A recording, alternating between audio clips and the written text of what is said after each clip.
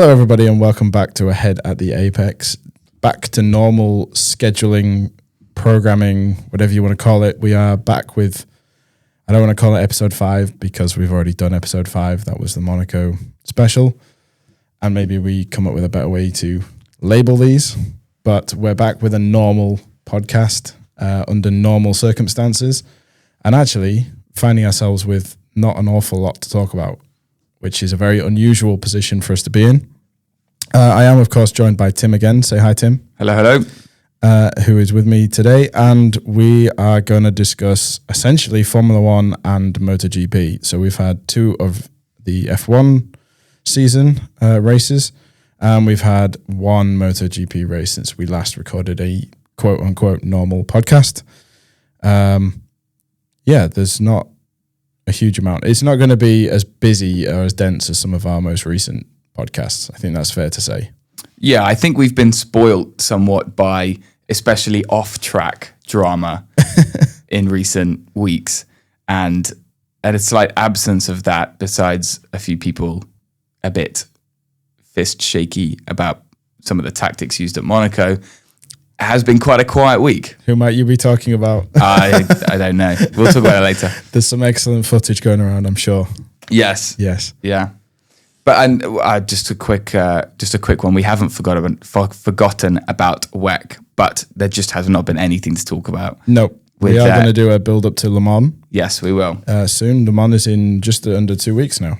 I know. It feels like it's come out of nowhere. Yeah, so we're in the Triple Crown 2 weeks. So if you heard our episode last week about the Triple Crown, that was a special on Monaco. At the end of this week, we're going to do one on IndyCar. We both watched at the weekend, and it is taking us a long time to get our heads around exactly how that whole series works, because it is far more complex than Formula 1 or WEC or MotoGP in terms of how the race is structured, and yet also feels way more simple in how the race is run. So to get to the race feels more complex than the actual race. Yeah. And then a huge amount of the race was under yellow flag, which I don't quite understand. Well, yeah. I think it was about what, an eighth to a quarter, something on that range. Yeah, the little bar at the top that was. I liked that bar. That was a cool bar. Yellow, green, huge yellow period, and then a huge green. Yeah, it was a cool bar. It's a cool bar. But that's one thing F1 can learn about is overlay graphics. So MotoGP do a bar that builds up as they're going through the race, even though it says, lap 5 out of whatever. It still has a bar that builds up as the race goes on. So you kind of can just quickly glance at that and go, oh, okay, we're halfway through the race. Great. Yeah. It wouldn't hurt F1 to have better on-screen graphics, I don't think. Anyway. Yeah, powered by AWS. Powered by AWS, yeah, absolutely. Right, let's get into it. That was the theme music. That was the theme music. That was the transition theme music playing. So if future Josh decides to leave this in the podcast, which depending on how long I'm going to have to get the video footage of me air drumming. What just happened was Tim was air drumming the theme song that I put in the middle of the transitions. Great. Okay. Imola. Let's talk Imola, Tim. Let's go back to Imola, which feels like a decade ago now. It does, but it was actually only over a week ago. I know. Amazing. Just over a week ago. And we're going to start in qualifying. So what happened in qualifying, Tim, that was perhaps, 2 drivers, perhaps not the best for either of them to be doing this? Well, it's never good for anyone to crash, to just burst the suspense bubble. But it was Yuki and Colapinto. Yeah. But come on, if Max crashes, nobody's going to sack him or... No. Job security. Job security, Max has got it. Probably Lando's got it. Oscar, Lewis, Charles, right? Yeah, fine. But Yuki, well, Red Bull, generally speaking, I don't think anyone has job security except Max, Max, yeah. But yeah, Yuki had a big crash. Huge. Scary crash. And probably the biggest since Zhou at Silverstone. I would say so, yeah. And it's, whenever there's an incident like this, it is an important reminder that this sport is dangerous. I think there's been so many developments in terms of safety and in terms of the car design to ensure that drivers are as safe as they can be while driving 300 kilometers an hour around a place. Sure. But nonetheless, there is big risk, and it is scary. And it's not nice that someone crashed, but to be reminded of that fact at times is important, I think, for the sport and for the fans.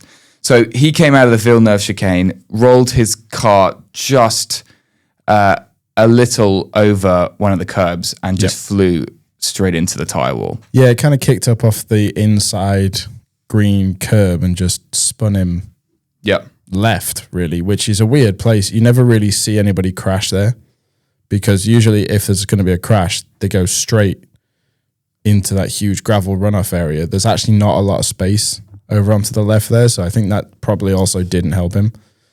And I think the roll probably makes it look worse than it was. I think he was probably quite low speed at that point. Yeah. By the time he'd actually collided, begun to roll, I think. But you're right. We get so used to seeing drivers smash into the back of each other and then just walk away like it was nothing. When the cars go upside down, it really does make you realize that actually, okay, this could happen at any time, and it's not nice to see. But yeah, I mean, the shots of him walking away from that wreck, just unbelievable. Like, the fact that he's completely clean. Yeah, and I think this is another just huge win for the Halo. Yep. Which we can go back to its first proposal and then implementation, where a lot of drivers, most notably Grosjean, who now credits it with his life, were really critical of it, and the losing an element of the risk was, to a lot of them, a bad thing. Which, when we consider that now, it just seems a ludicrous thing to say. So again, another big win for the Halo. That's always nice to see regulation working effectively. And obviously the new and improved roll hoop, which is in the top, which has been changed since the Zhou Guan Yu crash, because that needs to, it needs to stop what happened to Zhou, basically, where it just slides across the top of the car. It needs to be rigid and rounded such that the car automatically wants to roll back over. Huge step forwards. Huge steps forward. Who else crashed? Colapinto crashed. Yeah. Which is was really bad timing for him. Of course, he's just come in to replace Jack Doohan, who spent a lot of the first half of the season also crashing, and was one of the big reasons why or Alpine felt that he needed to be replaced. Colapinto puts in a nice lap and then just crashes. So he made it through. Yep. And then didn't compete in Q2. Yeah, and there's a bit of a theme of that we'll get into soon with Monaco. So I mean, people compare him visually to Senna, which I think is, you can't deny it when you look at the side-by-side pictures of the two of them. But to crash in almost exactly the same place as Senna did, and now literally yards away from the monument to Senna, it's quite eerie. Conspiracy theorists will be happy. But he went in nose first, so not a huge deal to the car. But those shots of Jack Doohan smiling, that then turned out to be completely live, a live reaction to that crash is quite telling of how things are at Alpine at the moment, and it's not good. It's turbulent. Yeah, it feels like everything is in chaos. Yeah, they're all just scrapping over that one seat because Gasly's not going anywhere, and why would he? He's doing a great job. Yeah. So, yeah, I don't know what they do at Alpine, honestly. When the 5 races for Colapinto come up, do they get Doohan back? Do they get Schumacher back? I saw a graphic I think F1 posted, which was about driver contracts. And again, I don't know where this information came from. I don't know if it was F1, but it had all of them, and all the teams were on the left, and they had kind of bars of progression in terms of number of years. And under Colapinto, it said that he was rumored to have 3 more years or something. Yeah, so he's signed a 5-year deal with Alpine, but that's as reserve driver. Exactly. So I don't know where this. No. It just felt like a weird thing, considering he's driving for 5 races. It's definitely a 5-race contract that he has now to be in that seat. I learned, again, also something quite interesting, that any team can run 4 drivers in a season. Any team can run 4 drivers? A maximum of 4 drivers in one season. So Alpine have now obviously hit their 3 with Gasly, Jack, and Colapinto. Sure. So there is a world where Colapinto can be replaced by someone new, and it means that essentially they can only rotate between those 3, assuming Gasly's safe in yeah, what happens if Gasly comes down with COVID? Well, then Jack goes in. Yeah, okay. Or number 4. So interestingly, that 5 races takes him up to and including Austria, because he's already had 2 of them. Yep. We have Spain this week, Canada in 2 weeks' time, and then Austria.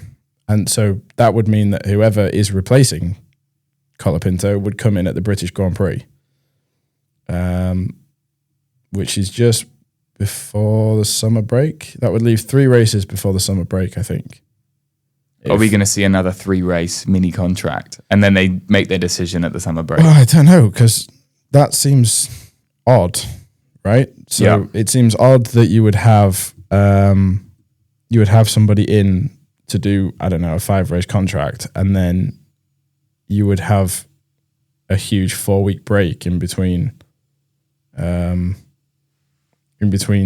races. So the summer break is after Belgium? No. Hungary. So we have Hungary on the 1st of August, and then the Netherlands on the 29th of August. So, 4 weeks. And then that would leave whoever comes in Silverstone with 3 races, and then a 4-week break, and then 2 races. Yeah.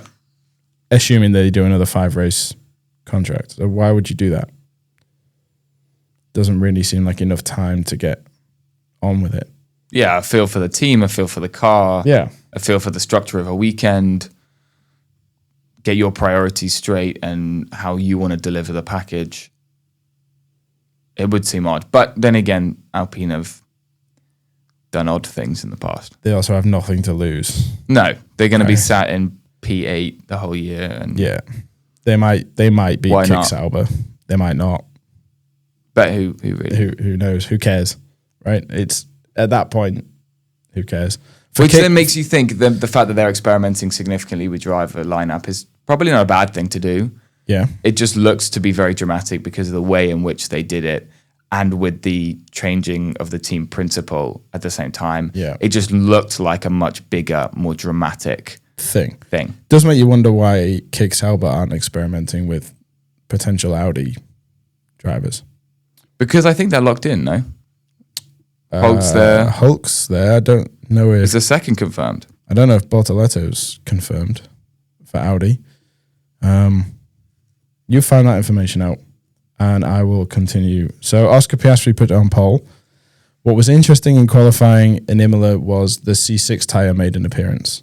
And we haven't really seen the C6 tyre really ever, as far as I know. Which we mentioned in our previous podcast, obviously, with Monaco, that they were going to bring it to Monaco as well. But that was interesting because the cars that burned through their tyres more ran the C5s in Q2, those cars being the Aston Martins, who dislodged both Ferraris and Kimi Antonelli in Q2. So it was nice that Pirelli did something different. I think we've talked about this before. Yeah, being reactive to the state of these older resurfaced tracks and the fact that the tire deg is typically a lot lower and it becomes just a train, as happened in Japan. The fact that they thought, okay, let's experiment on this softer compound was interesting, and it's nice to see them doing something. Yeah. And then onto the race. So Imola is not famous for overtakes in the modern era. Back in the mid-2000s, sure.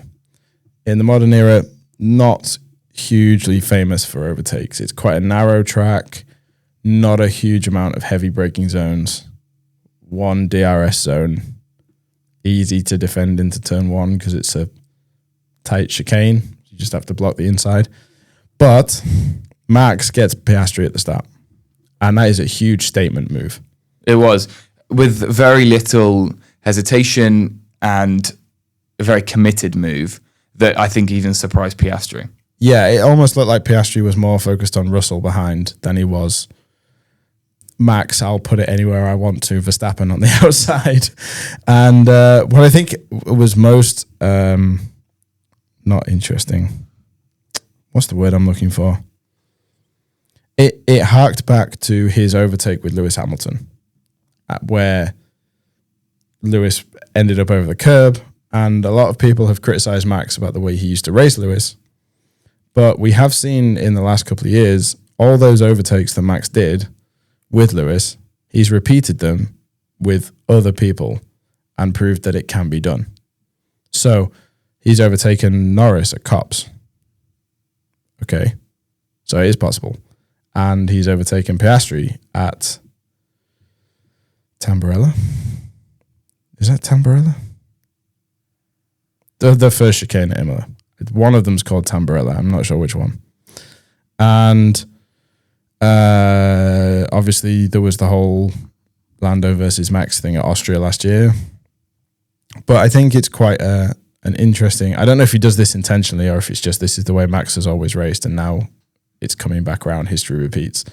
But it is interesting that some of these overtakes are getting mirrored, I think. Mm. Yeah. I think they're at interesting or non-common places. Yeah. And even though he's done them before, I think people take the assumption he's not going to try that again. That was nuts. But he still does. And he still gets away with it, which I think is what happened in Imola. And ultimately, that is what decided the race, because he just pulled away from there. Difficult to overtake anywhere else. And he wins his fourth Imola GP in a row. Yeah. Red Bull's 400th Grand Prix. Which is a nice anniversary. Which I read somewhere that Fernando Alonso has more races than Red Bull. And actually, Lewis is not far off that either. No. So, quite staggering, really. Elsewhere, Lando Norris beats Oscar Piastri to second place. There was a little bit of interesting team radio of not really please let me through, but please let me through. I think it was the fact that Piastri was pitted early, which put him on the sub-prime strategy in that the mediums they were running seemed to recover. There was this period after the first sort of 10 to 15 laps that the tyre deteriorated significantly, and then after that point managed to recover some lap time. Sure. And because Piastri was ahead of Lando, they pit him first because he was the priority driver at the time. And as a result, Lando went through that stint and the tyres recovered. So because of that, Lando pits later on, has better rubber and is faster. Yeah. And does put a convincing overtake on Piastri after a few attempts. Yeah, but it just highlights this attitude McLaren have where they're not even willing to explain that to... They never radioed Oscar and said, Lando's on better tyres behind. Let's have a go at Max. They very easily could have done. Yeah, and I'm sure Oscar would have said, yeah, but okay. Once again, they refused to step in. And I think it's gonna bite them later in the season if what we're led to believe is to be believed, is that after this weekend, their advantage disappears. So, yeah, not great for McLaren. They need to really commit to this season. If they're going to go for the World Championship, they need to commit to a driver, whoever that driver may be. Yeah. If it's Oscar, you say to Lando, no, absolutely not. Protect Oscar. He needs to be in P2. If it's Lando, you need to be radioing Oscar and saying, let your teammate through. It's as simple as that. Yeah, no, I agree. I think it's going to be interesting to see how significant the reduction in their advantage is after this week. And that ultimately, I think, will force them into making that decision. And ultimately, it will be done on who is ahead in the championship. Even if it's by a point, it's by a point. Yeah. And you can't argue with that.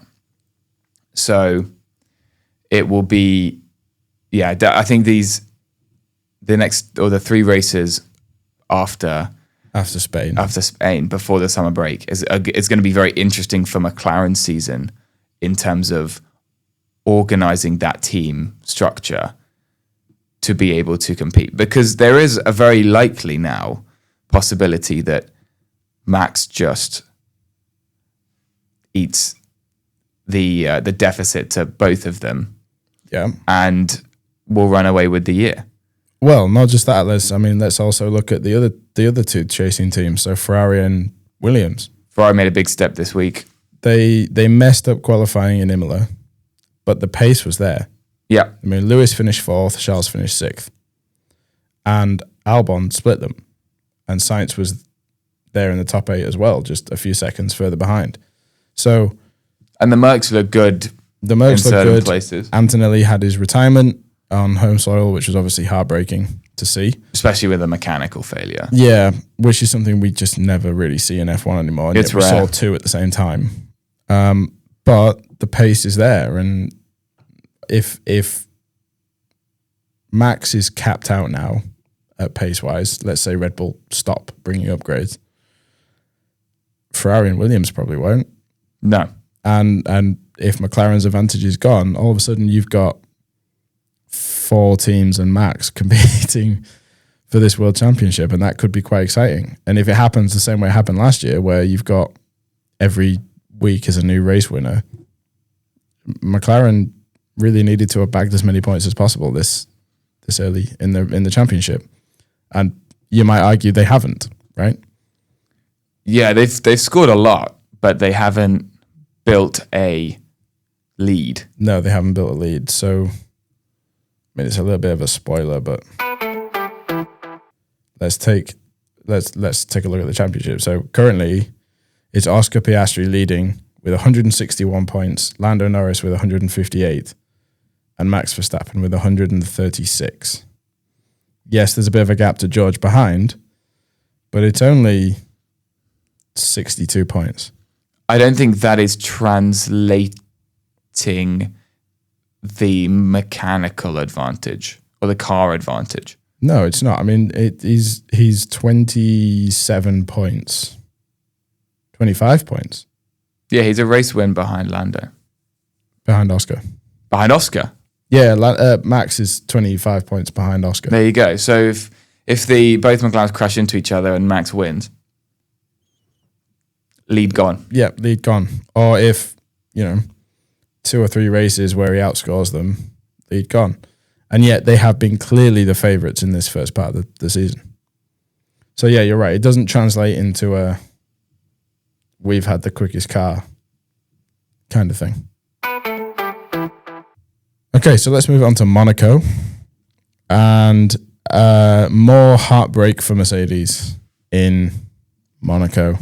Yeah, a very tough weekend. If I had to pick the biggest losers from Monaco, some people do top 5 winners, top 5 losers. It would be Mercedes. Because definitely. What a disaster of a weekend. And you alluded to it earlier, but there's been some footage going around of Toto shouting at James Vowles in the pit lane.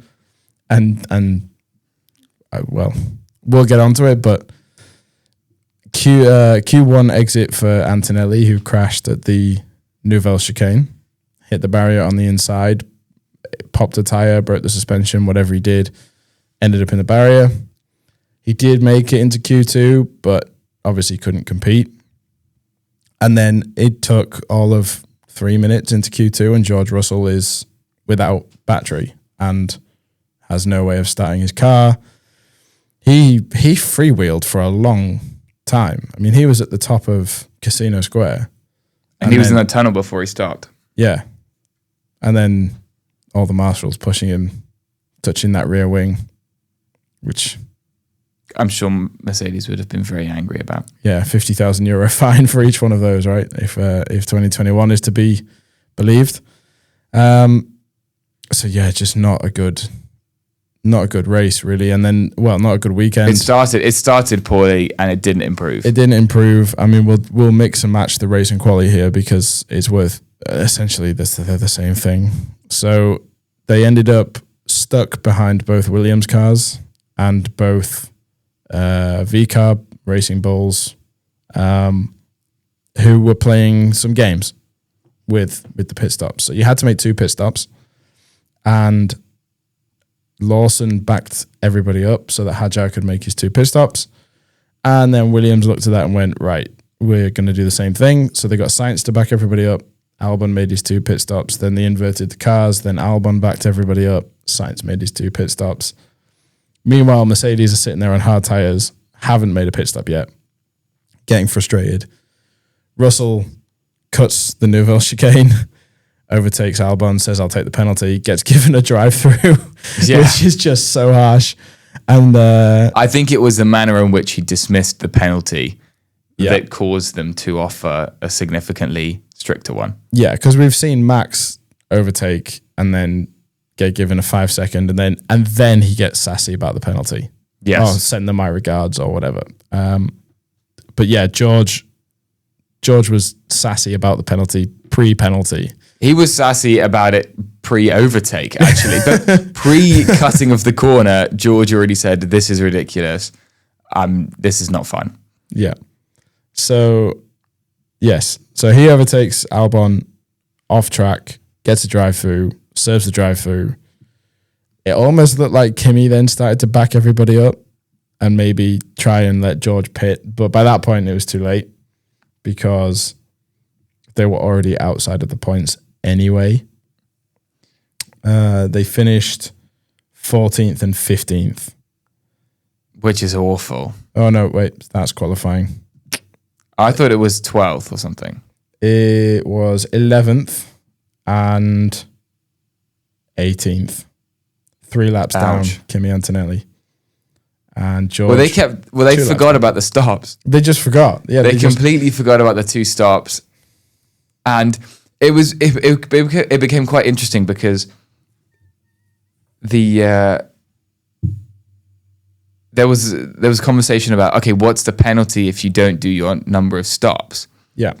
And for those that don't know, it's if it finishes under red flag or it finishes if it finishes under red flag and they don't resume the race and you haven't served your stop, it's a 30-second penalty. Per pit stop. But if you just choose not to, they will disqualify you. Yeah, if you were to cross the line under green flag racing having not served your pit stops, it's disqualification. And that's the same in a normal race, right? Yeah. So was it 22 or 23 Baku where Ocon comes in on the penultimate lap to change tyres? Albon did it as well once. Albon did it in Australia. Yeah, so if you don't run the second compound, you're disqualified. So obviously that was going to be the case here regardless. But you're right in that the penalty, if it's under red flag, they take it from the previous lap and then they look at the gaps and they give you a pit stop of time per one. So obviously George could have been given a minute for not pitting. It's just not a good weekend, really. Not a good weekend. I think they want to forget about it. Everyone was quite critical about the execution of this 2-stop, especially by the Williams and RB teams. And it was not in the spirit of what the two-stop was meant to accomplish. No. But nonetheless, it's what it turned into. Intention and execution It was always going to turn into this. Are rarely aligned, and that is what happened. It was always going to. I mean, we had people like Behrman and Stroll and I think Sonoda. Pit lap 1. Who pitted lap 1. Which was a lot of people thought they're going to pit lap 1 and then just run it. And then hopefully a safety car comes out. They can get their second pit stop done. They're now in 15th, 16th, whatever, having made both their pit stops. But now everybody's got to make another pit stop on top of that. So maybe we'll scrape some points. But as soon as you had two teammates running close together or in such a way that it was beneficial, it was always going to be this. Why would it not descend into this? So, and Val said, "This isn't the way I like to go racing, but this is the hand. This is the hand we've been dealt." Yeah, and fair play from Racing Bulls to do it first. Yeah, right. So it's not even like they were the team that only had two cars in the top 10 either, because McLaren could have done it. Ferrari could have done it. That's it. Yeah, Ferrari or McLaren could have done this. Chose not to. Hadjar finishes 6th because of it, and Lawson finished 8th. So both, which is a great result for that team. Points.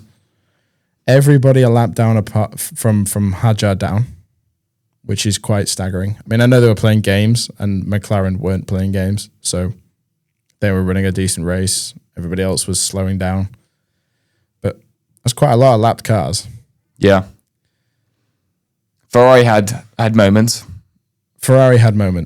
Hamilton had some problems in qualifying with an impeding penalty, which he got on Max, which gave him a 3-place drop. So from his P4 in quali, ends up P7 and finishes P5.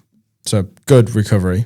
Good recovery, definitely. What's interesting is that he was told Max was slowing down. Yeah, I think it became quite apparent that there were some communication errors. Yeah. Not just within Lewis and his engineer, but Ferrari generally. I think there was, I can't remember who said it, but it was Charles and...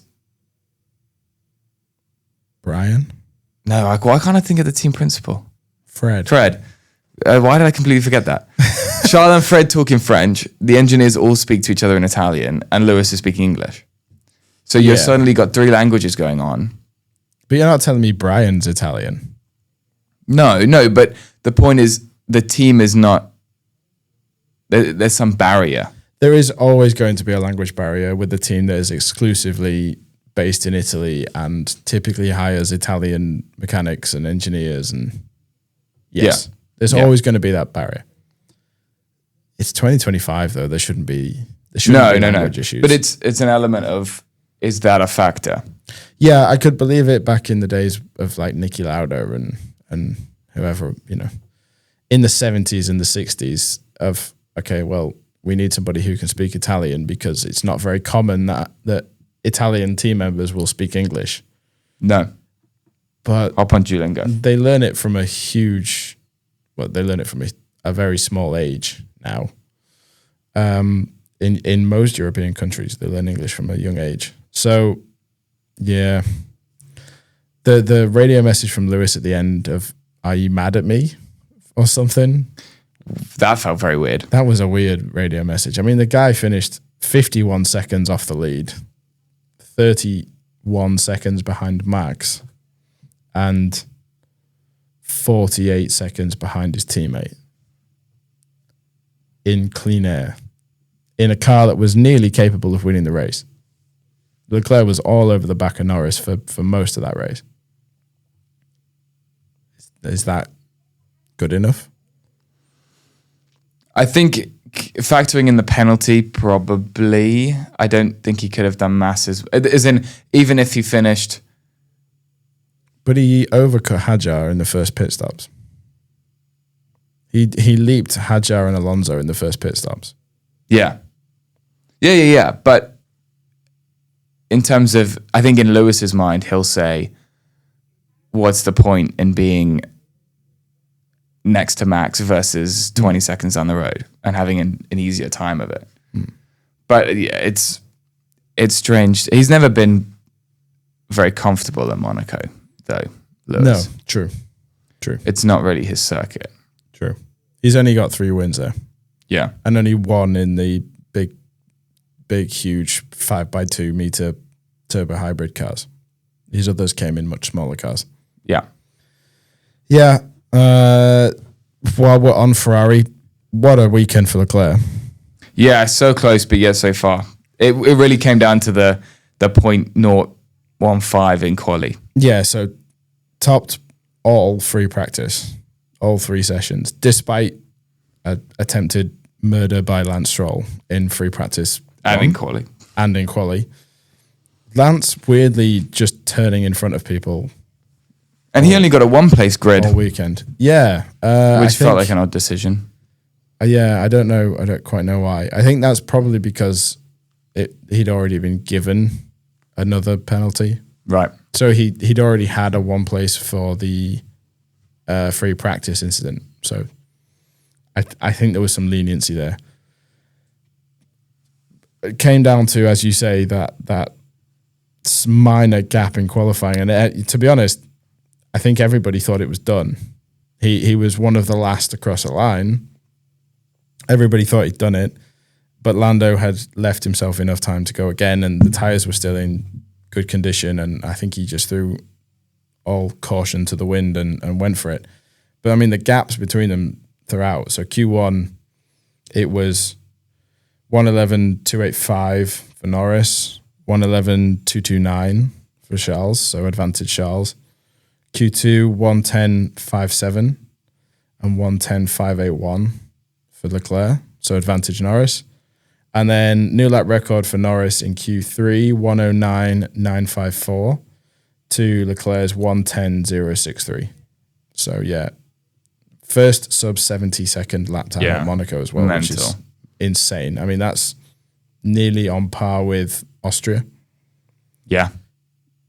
Right? That's bonkers. They do sort of 104s, 105s in Austria. And that's a huge track with massive open corners and huge straights. Monaco is not. So, yeah, shame for Charles. Really tried everything that he could, I think. Yeah, there's just no way of getting by. There was no way. I did think that maybe they should have pitted earlier in the first stint to try to do the undercut, and then they could have maybe played some games with Lewis being a pit stop behind. Yeah. But they didn't. Fair play for being above board, so to speak. Just the confidence this year, though, after having now won the race. His attitude, his approach to this weekend was much more relaxed. I think he was the best driver this weekend. Okay. I think the advantage of the McLaren over the Ferrari package is greater than the difference in qualifying. Okay. So I think Leclerc put in a better lap with the machinery he had, but it wasn't enough. And I'm not trying to take anything away from Lando. It's a good lap. It was a very good lap. I mean, it's the best lap that has ever been driven. Mm-hmm. And also the way that McLaren set it up, in that both the McLarens went out early and did 2 push laps, which was something that surprised everyone at the time, was really interesting. So to control and manage the tyres through the first stint, cool down properly, warm back up, go again, a whole lot of skill in there. So I'm not trying to take anything away from Lando, but he, I think, a deserving winner as well, having achieved that. Yep. But Shaw, I think, put in a better performance considering his package. I think when you go back to Imola and they're sat in, they qualified 11th and he finished 6th on the road.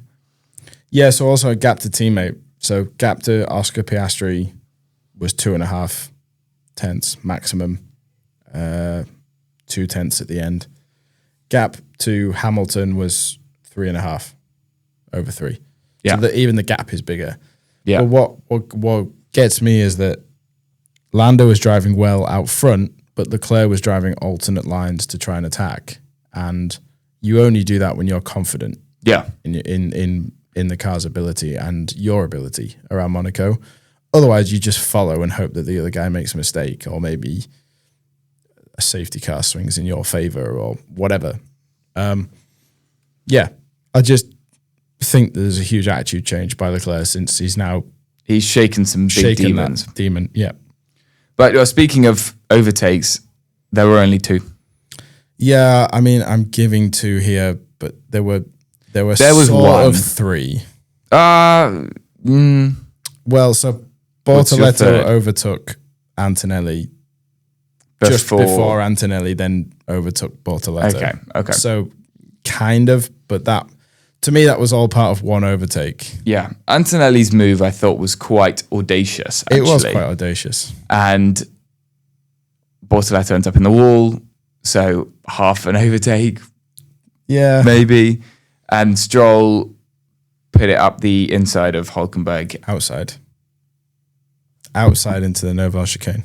Yeah, outside and Inside then in into the chicane. Yeah. Good move. Yes, you don't have to sound so surprised. It's Stroll. Very good move. But that was it. In 78 laps and 2 hours. Yep. So the questions of does 4 it if you include George Russell. Yeah. Which I don't think any of us include that as an overtake because it wasn't. Because it was illegal. Because he just ignored the track. Yeah. So I think there were, in the Formula E, there were 160 something overtakes. So it does demonstrate that smaller cars are better. F3 was insane. I watched the highlights last night. It was an insane race. And F2, huge crash at the beginning, but the race was good. The racing was good. So the 2-stop clearly doesn't work. That clearly isn't the answer. No, it was a good experiment that has failed. How can we improve Monaco for F1? I think they need to just put them in smaller cars. F3 cars. Yeah. They're already there. That would be wicked. Just stick them all in F3 cars. Or the other one is you can make it more of a team event and you have half the cars and you end up doing a sort of relay type format. Well, hang on a second. The Formula Academy cars are F4 cars, essentially. They are supported and developed by the 10 F1 teams, or 10 of them are anyway. Why not get them to build a special Monaco car? I think I was going to suggest a special Monaco car. That is of that scale, F4, F3. With a bigger engine. You can put a bigger engine in battery. there. You can put a bigger battery in there. You can put more aero on there. You can develop the floor the same way as you can an F1 car. You allow, I don't know, 1/20th of the budget cap to do that. I think you then just have a big extra. question about testing, and you have a big question about is the drivability going to be the same? A driver's going to get annoyed about that. I think the cost cap's an interesting point as well, in that other teams going to say, well, we'll just tank the loss. Yeah, fine, but you're not telling me that, McLaren and Ferrari and Red Bull and... No, but I think for the teams at the back of the grid, you wouldn't get an Ocon P8 as we had this week. Sure. But we say that about the sprints, and then they absolutely go nuts in the sprint.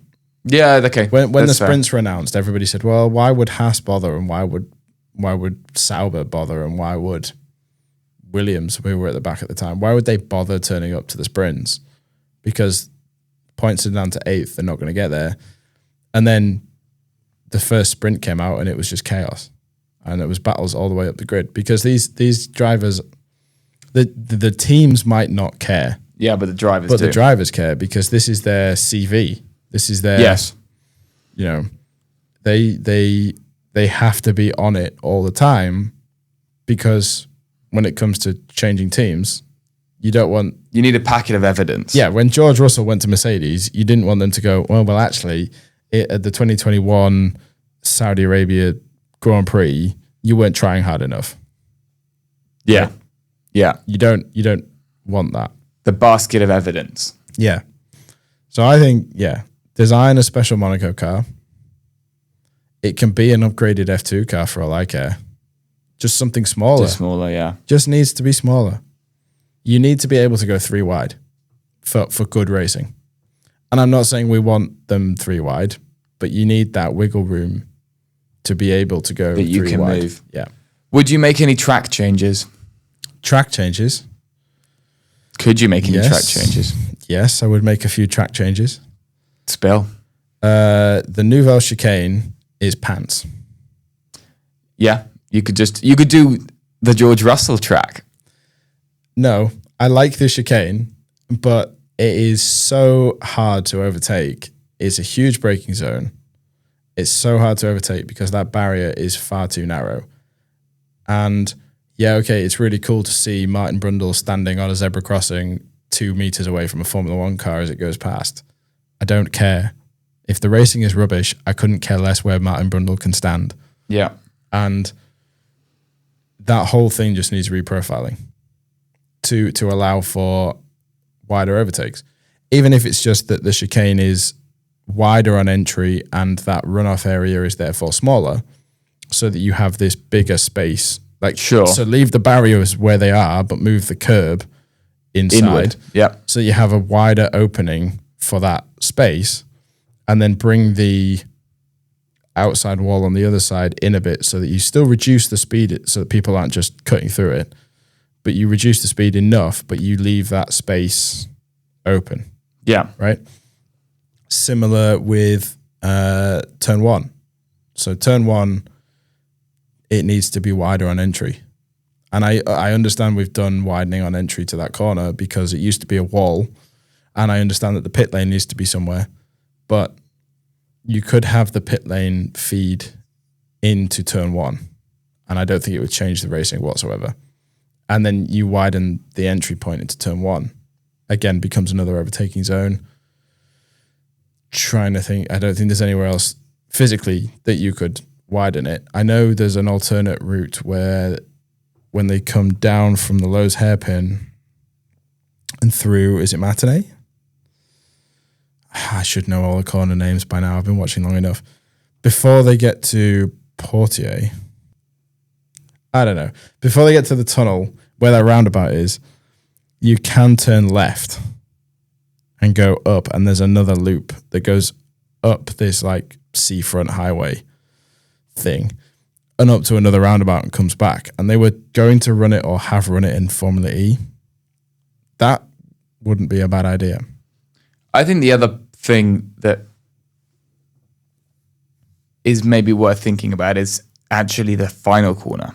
Mm-hmm. Because one of the reasons that it was so hard to overtake, but also so effective for the teams like RB and Williams, was that you can be slow through swimming pool because you're not going to get through.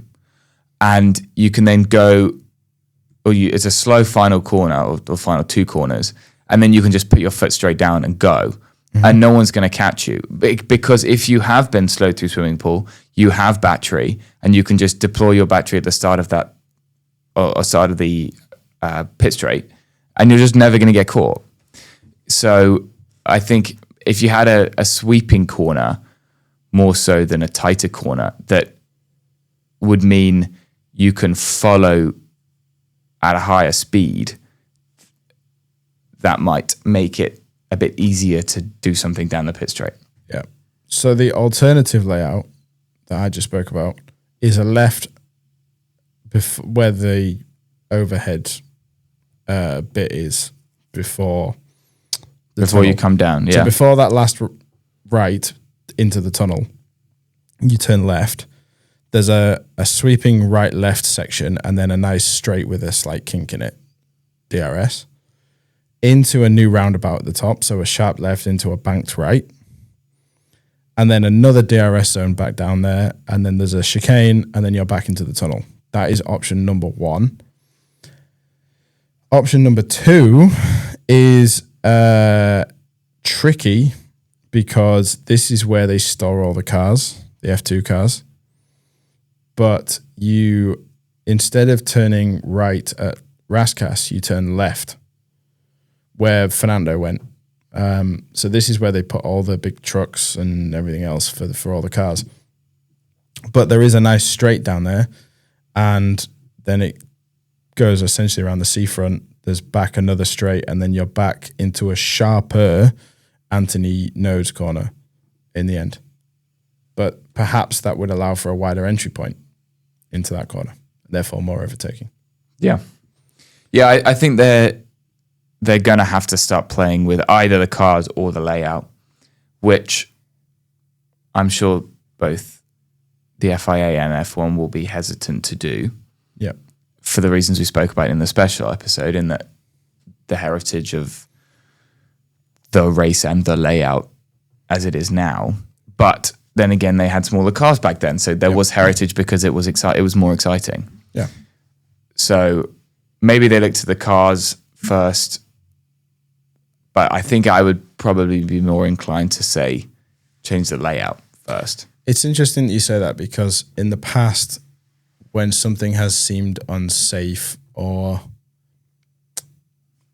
not competitive, they've been quick to change the layout. So I'm thinking Spain with the removal with the final of the chicane, corner, yeah, and initially the introduction of the chicane, which was to slow the cars down for safety reasons. They also put in another chicane at the Spanish Grand Prix.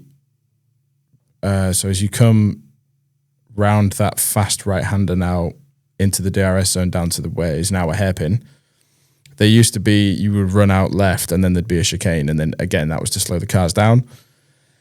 They put in a chicane at Eau Rouge and Raidillon to slow the cars down there. They've obviously changed Silverstone drastically since the early 2000s.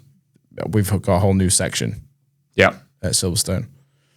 Trying to think of anywhere else they might have changed. Austria, they put in a chicane for the bikes. Austria to reduce the speed. Yeah, okay, the F1 cars don't race there, but they could. So typically they're more keen to change the tracks than the cars. So something that they need to think about. And I think so. Appreciate it's a city, so there's less flexibility. They've got traffic to deal with and whatever else, but the people of Monaco, I'm sure, would be quite happy. Yeah. I'm sure. Okay, speaking of Silverstone, let's take it onto the bikes. That was a much more exciting race this weekend. Definitely. Than Formula One. So, what is going on at Yamaha? Because Quartararo puts it on pole. Out of nowhere, massive performance. 3 times in a row. Yep. They've updated the front aero. I know that much. That's obvious. It's now got a little bit extra flick on the wing. Kind of looks like a mustache.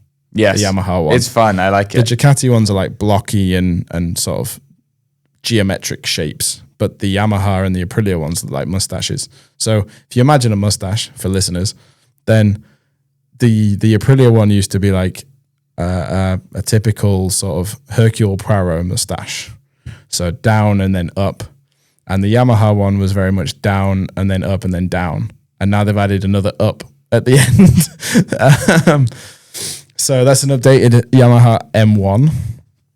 And I've heard rumors that it had the new engine in it, but I don't know if that's true. I haven't asked. I haven't seen any proof that it was, but 3 poles in a row is very impressive. Certainly. Couldn't convert it in the sprint. Alex took the sprint victory. Yeah. Which is the first time Marc Marquez hasn't won a sprint this year. I know, the perfect streak is over. Yeah. But fear not, because it has been Marquez 1-2 in every sprint this year. Okay, so there's still another there's another streak we can. There's still another streak. So cling on to. They've just been trading first and second now all season long. Mark eventually fell to 3.5 seconds behind, but he did back off at the end. It seemed like he wasn't all that interested in pushing his luck any further. And Digia and Antonio finished in third. put in a good race actually to drag that VR46 onto the podium. But Bezzecchi, Zarco, Bagnaia, and Quartararo were not far behind either, and that's quite interesting because Silverstone is quite the straight line top speed circuit. So to have Honda, Aprilia, and Yamaha up there is quite impressive. Yeah, definitely. Then we get to the race. Chaos. How have we had 3 chaotic races in a row? What is it about Quartararo pole that translates to chaotic race? Crazy race. Yeah, so the first thing that happened was Alex going down at turn 1. just see you later, off into the gravel trap, see you later, kind of just buckled. Yeah, completely. And then Mark goes down lap 2 into Beckett's and headbutts the headbutt of the little sausage. That you've gone straight on, have this extra little windy bit. Whatever we call those bits. The runoff. The runoff. Obstacles. Yeah. Both Marquez brothers out. In the first 2 laps. But fear not, because Aleix Espargaro is here to save the day. Yes, or save their day, definitely. And just... So he has his own incident down at Abbey, which is the second to last corner. Yeah. And just plows into the side of Frankie Morbidelli. And those two have apparently had fights before when they've crashed together. Yeah. So was kind of expecting some fisticuffs, but we never got any. No. And it was because the red flag was for that incident as opposed to either of the Marquez brothers that they were allowed to then rejoin the grid. And yes, because if that incident had been a lap later, they wouldn't have been allowed to retake the grid, right? It's within the first 3 laps. So if Aleix just holds it together for the next lap and then has an incident and then crashes into Morbidelli, fine. But so Morbidelli's bike was leaking oil, fluid, petrol, whatever it was. Which supposedly is why Mark went down. Yeah, I'm not sure I believe that though, because it was earlier than their incident. Yeah. But they red flagged it because of the oil on the track. Correct. And because it was within the first 3 laps, all riders who had made it back to the pit lane were allowed to retake the grid. And it was original grid as well. It wasn't the way F1 do it, where it's, okay, what was the last checkpoint you guys crossed? And what was the running order at that time? It was, original grid positions. So Alex legged it back to his garage and quickly got changed upstairs, which I can't believe we were watching for so long on the TV cameras. Yeah. That was a very weird... It felt creepy. Yeah. And then Mark made it back and they were busy setting up those second bikes for that. I think it was only Aleix who didn't continue. Oh no, he did continue, but he DNF'd in the race anyway and finished 3 laps behind. So they all retook the grid and off we went again. This time, both Marquez brothers very tentative. Yes. Horrendously so. They were really walking the line. I understand with Alex being tentative into turn 1, but after that, why are you being tentative again? Yeah. Like, you've ridden this bike before. You know how it's going to behave. Mark never really seemed to get going. No.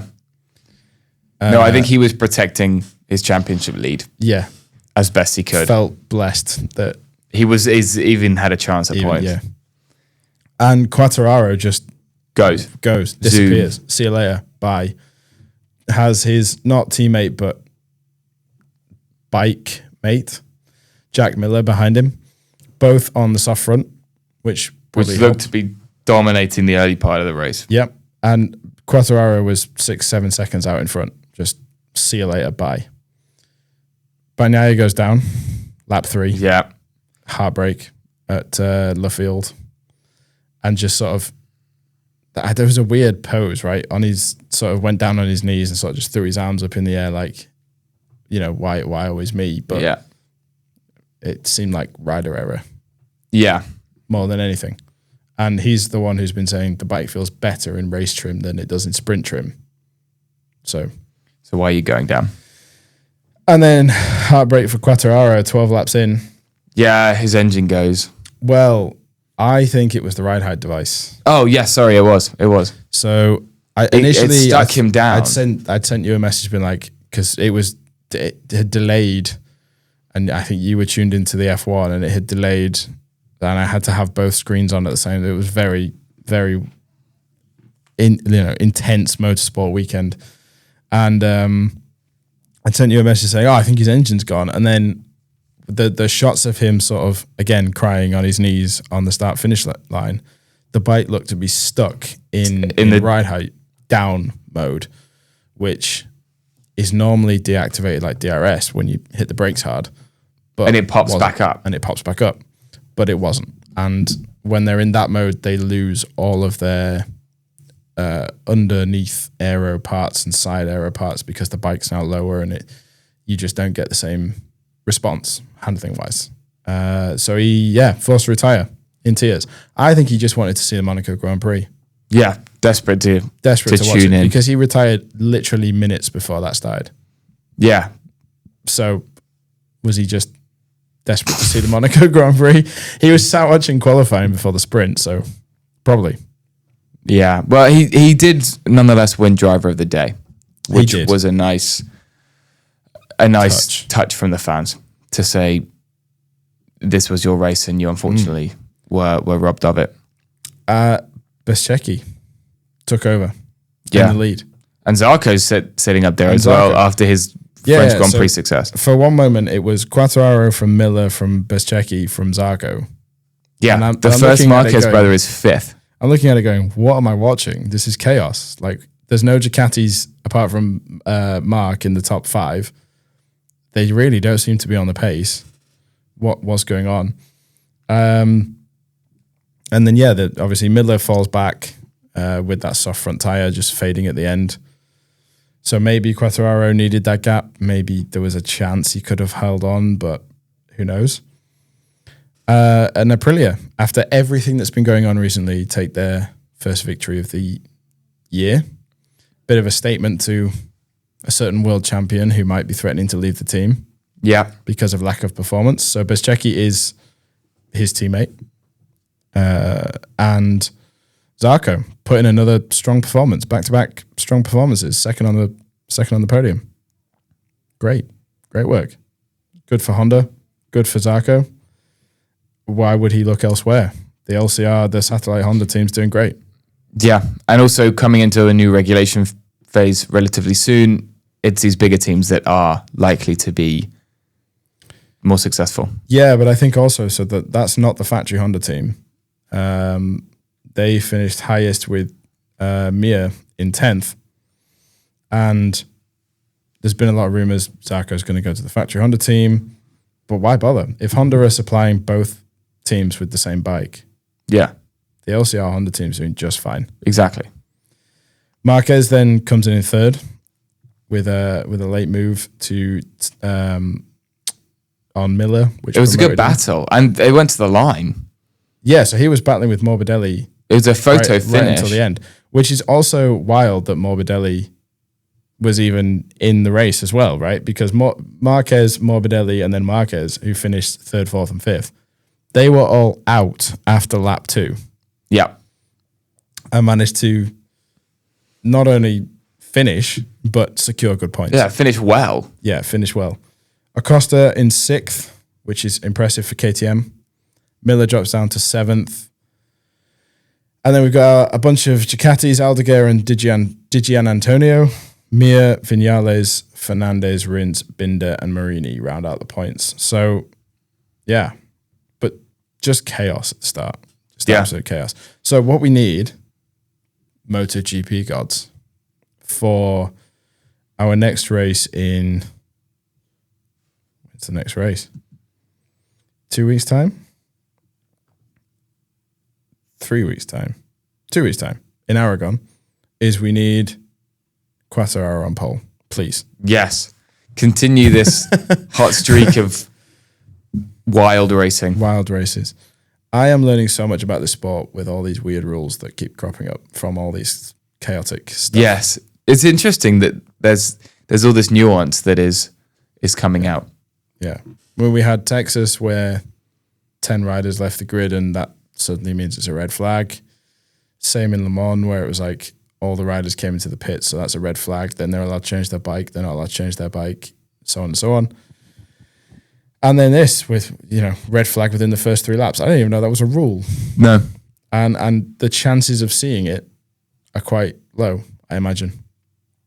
Yeah, that's kind of all I have to say about Silverstone. Good race.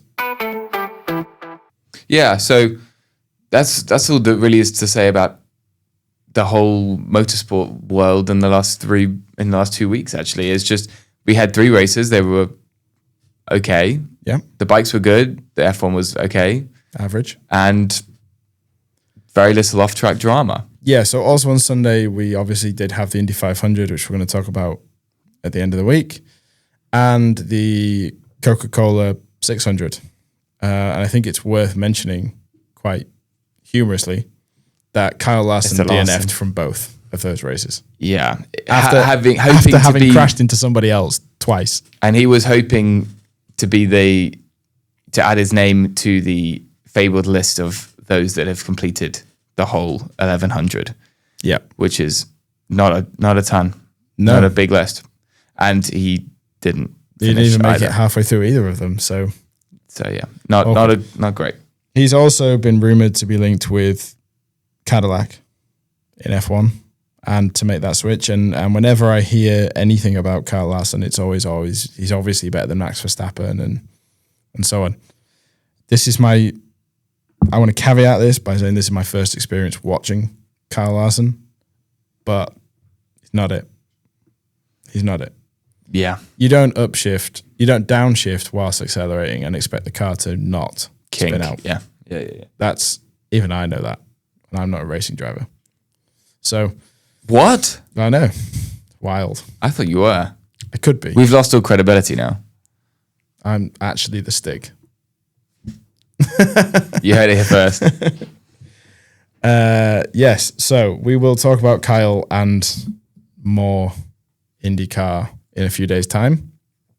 But until then, I think that's pretty much it. Yeah, definitely. Any last words, Tim? Staying's cool. Wise. Thank you. Otherwise, you might end up making a motorsport podcast. Yeah, and you don't want to be doing that. It's hard work. At times. Can be. Especially sitting opposite you. Thanks. Brilliant. And on that note, we're going to end it there. Thank you for listening, everybody, and we will see you in a few days' time. Peace.